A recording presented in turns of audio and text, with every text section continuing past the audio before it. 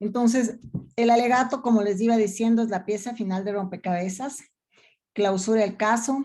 Con el alegato final se valora el caso, se analiza la prueba y se da la versión oficial al juez.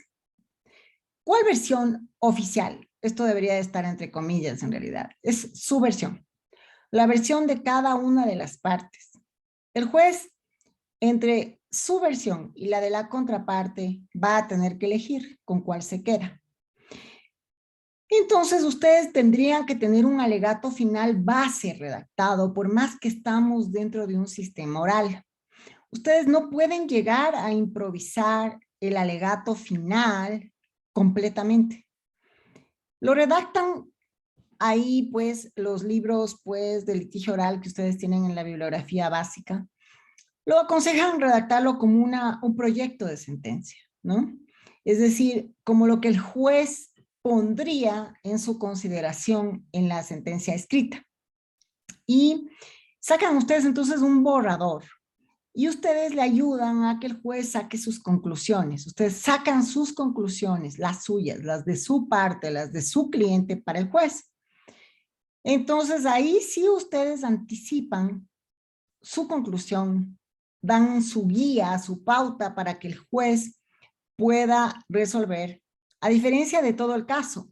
No cometan, por ejemplo, errores como los que se ven frecuentemente, que en la fase procesal de actuación de prueba, ustedes, al actuar la prueba, por ejemplo, en la prueba documental, lo que yo vi mucho fue cuando ustedes actuaron en el examen la prueba, que ustedes no leían la prueba, sino más bien lo que hacían era, en lugar de leer, ya nos daban su interpretación de la lectura de la prueba documental, lo cual no, eso no se hace, eso se hace más bien en el alegato final, ¿sí?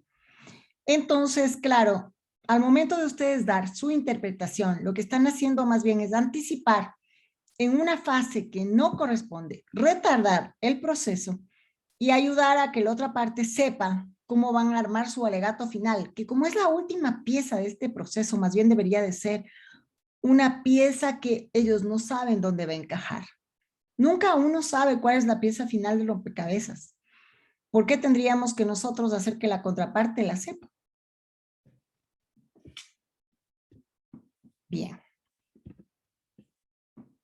Las recomendaciones generales en la estructura son las mismas que el inicial. Recuerden que hay una estructura, por ejemplo, se indicaba y ustedes pocos lo recordaron, iniciar con una frase de impacto. ¿Qué es inocencia, señor juez? Inocencia es la de mi cliente. Ejemplo, ¿no? Me invento en este instante. Eso, obviamente, ustedes lo pueden hacer tanto en el alegato inicial como en el final. ¿Qué debería de hacer el alegato final? Debería comprobar su teoría del caso. Aquí viene el razonamiento lógico que corresponde a todo abogado con sentido común. Y entonces ustedes ahí tienen pues que efectivamente, si su teoría del caso es que su cliente era inocente, entonces ustedes tendrían que comprobar que su cliente fue inocente con todo lo que ustedes actuaron como prueba, ¿no es cierto? Entonces ustedes presentaron una prueba. Demostraron que él no podía encontrarse en el lugar del crimen a la hora en que le estaban imputando el delito. Así lo demostraron. Demostraron que no es que se fue en la fecha que le indicaron en el divorcio, sino que más bien se quedó y estuvo al lado, codo a codo. Además, obviamente, el alegato es un análisis lo más lógico posible, pero siempre tendiendo a su lado, de la prueba, tanto suya como de la contraparte. Entonces, frases que deberían escucharse en su alegato final podrían ser: ¿qué ha demostrado la contraparte, señor juez? Nada. Lo que ha hecho, tal. Lo único que nos ha ayudado es a desvirtuar su propia teoría del caso. ¿Qué he demostrado yo, en cambio? Pam, pam. Con lo cual he comprobado que mi pretensión era la correcta. Esos son como clásicos de lo que ustedes deberían de contener dentro de su alegato final, ¿sí? Es una estructura en la cual ustedes en su análisis no van a usar la prueba que ya vieron que no estaba del todo favorable a su caso, ¿no es cierto? O sea, a su teoría del caso, más bien dicho. Entonces, siempre va a haber algo muy a favor y algo no tan favorable. Siempre, siempre vamos a tener eso dentro de todo proceso, llámese civil, llámese penal, algo habrá. Sí. Una respuesta de un oficio de un banco que no nos gustó del todo porque las cifras no eran las que pensábamos. Ok, ¿las vamos a usar en el alegato? No. Pese a que la actuamos a esa prueba, porque en el alegato final no vamos a aburrirle al juez, ¿no? No vamos a usar un tiempo que tal vez luego el juez nos lo corte, ¿sí? Nos diga, bueno, ya llevamos aquí media hora, tenga la amabilidad de concluir. ¿Qué podría ser? ¿No?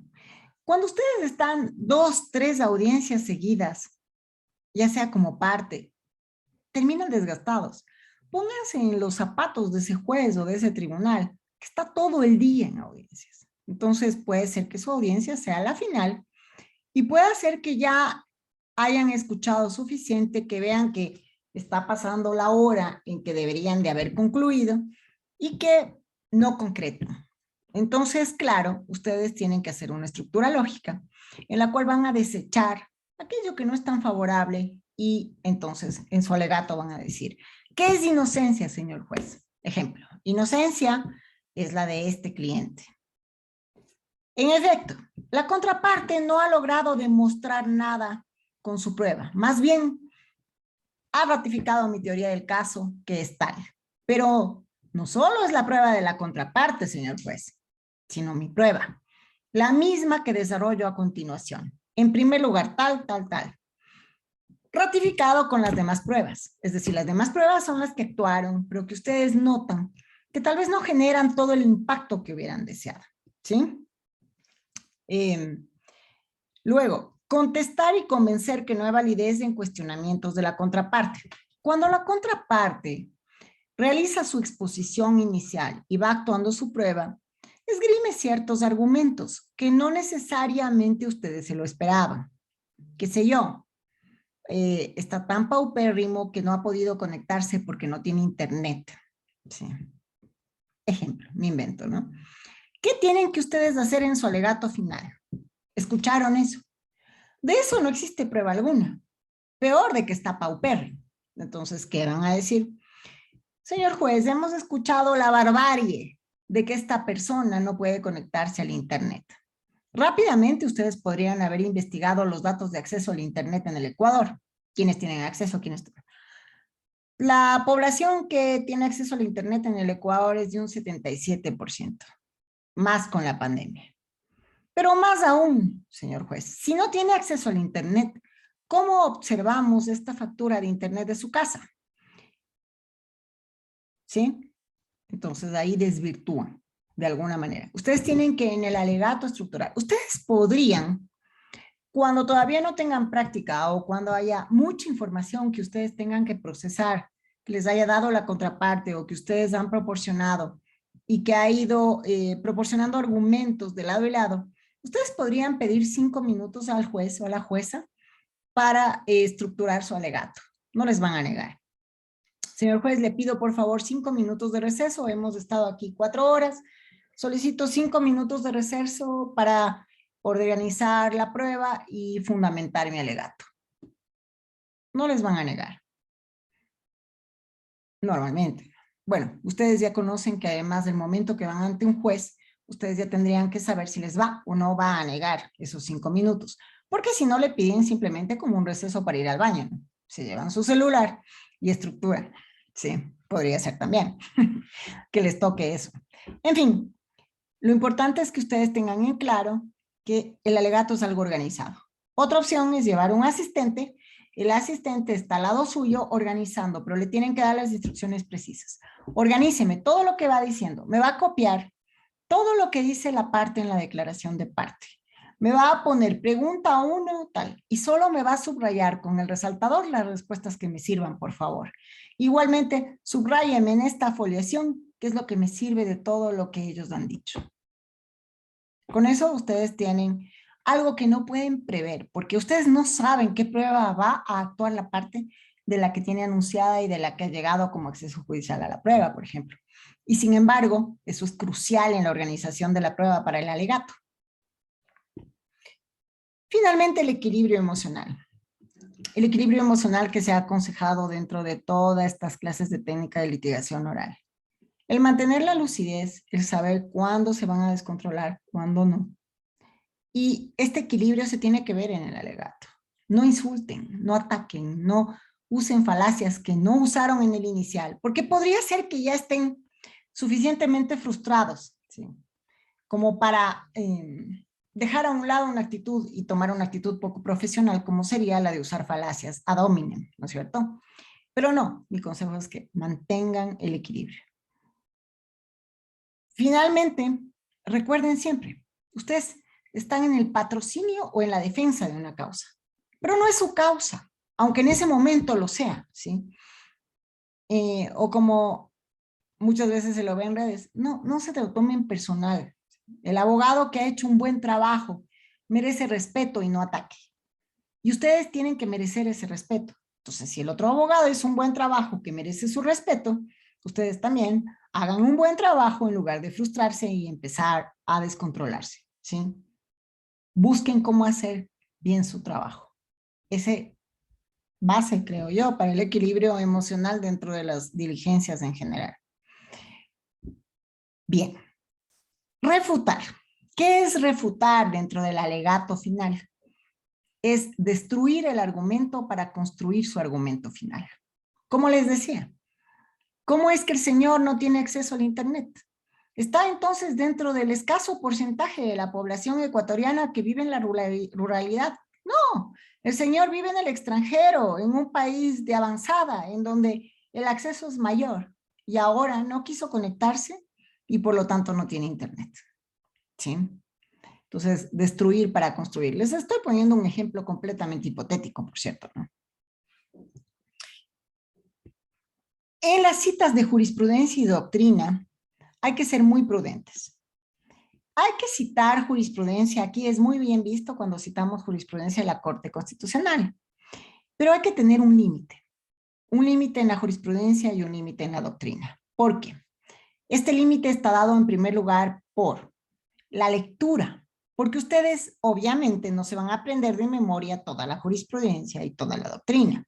Entonces, si no pueden aprenderse de memoria toda la jurisprudencia y toda la doctrina, ¿por qué van a citar los libros completos? Es decir, ¿por qué van a leer el libro completo? Se llevan el libro de Davis Echandía y en lugar de puntualmente leer, ¿sí? En cuanto a las excepciones, Davis Echandía dice tal cosa, se ponen a leer todo el capítulo. Obviamente, el juez les va a cortar. Y además que para el juez es un poquito delicado porque es como que ustedes le estuvieran diciendo al juez, ni Davis Echandía maneja. Sí, por citarles un autor sumamente conocido y usado aquí en la jurisprudencia local, ¿no es cierto? En la jurisprudencia de primera instancia. Entonces, prudencia con las citas, por favor, de jurisprudencia y estén seguros que es jurisprudencia, ¿no? Recuerden que jurisprudencia como tal vinculante son solo los triples fallos reiterativos y la jurisprudencia de la Corte Constitucional. El resto pues son fallos que ustedes pueden mencionar e indicar que no tienen un efecto vinculante para el juez, pero que le pueden servir de referencia para que tenga una idea. Porque obviamente muchos jueces, pese a que hay esto de la horizontalidad en los fallos, a veces lo toman mal, lo toman personal. Ah, mi compañero dijo eso, la otra sala dijo eso. Entonces, no necesariamente ustedes tienen que ya conocer ante qué tribunal van a ir. Y la doctrina, como les decía, manejarla con prudencia. El otro error que se suele cometer, pues el primero, leer completito, ¿no? Entonces, en lugar de leer la cita pertinente, a diferencia de lo que deberían hacer con el 196 y la prueba documental, que en todo caso lean todo si no han tenido la oportunidad de leer el documento, en la doctrina lean puntualmente, ¿no? Davis Echandía indica que tal cosa y tal cosa. Punto. Mejor hacer un resumen, citar la obra como tal, pero hacer un resumen. ¿sí? Y el otro error, el demasiadas citas, demasiada jurisprudencia, abundando en las citas y la jurisprudencia como para hacerle caer a cuenta al juez, que nunca ha visto, como les decía, entonces, ni a Davis de Chandía y peor a ningún otro autor. Entonces, si le citan Davis de Chandía, Carnelud y no sé cuánto sobre lo mismo, el juez se va a decir, pero ¿por qué? Ahora, esto varía de juez a juez. En provincia suelen aceptar mejor las citas de doctrina y de jurisprudencia más abundantes, pero no exageren. Porque, y aquí recuerden otra cosa, no es un alegato inicial, ¿sí? No es un alegato inicial. Entonces, los hechos como tales se encuentran entendidos ya al final del proceso muchísimo. ¿Para qué abundar en los hechos? Ni tampoco es una clase magistral. Me refiero a que con ustedes yo comparto sus conocimientos, estoy abundando en detalles, les puedo leer toda la doctrina, la jurisprudencia, pero al juez esto de que le vayamos a dar clases y peor cuando uno es profesor lo toman muy mal, muy, muy mal. Sí, es como que, uy, la doctora ya se cree que porque da clases me va a venir a dar clases a mí. Entonces, no. Finalmente, recuerden esta frase de cierre, que se olvidaron que en el alegato inicial el epílogo generalmente es la pretensión, ¿sí? Entonces, aquí también hay una frase de cierre. ¿Cuál es la frase de cierre? Nuevamente ustedes recalcan lo que han pedido, probablemente, sí, pero de otra manera. En el alegato inicial decían, mi pretensión es que se declare disuelto el vínculo matrimonial, en base al artículo 110, numeral 9. Muy bien.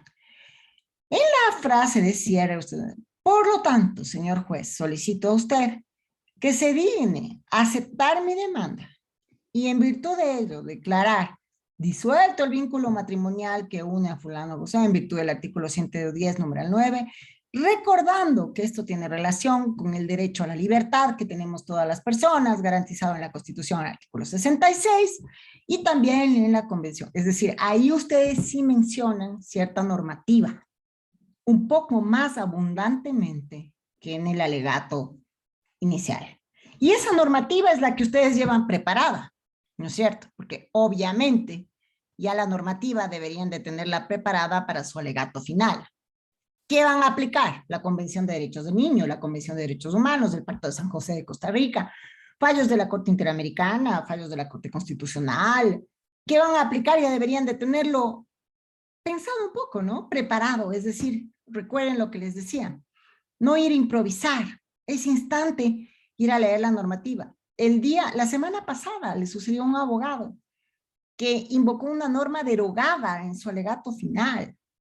Esto no le hubiera sucedido si hubiera preparado al menos la base normativa, ¿no es cierto? Entonces, la jueza le tuvo que decir, usted no me puede invocar esa norma, está derogada. No es que sí debería basarse en eso, es que no me puedo basar en eso porque está derogada. O sea, imagínense.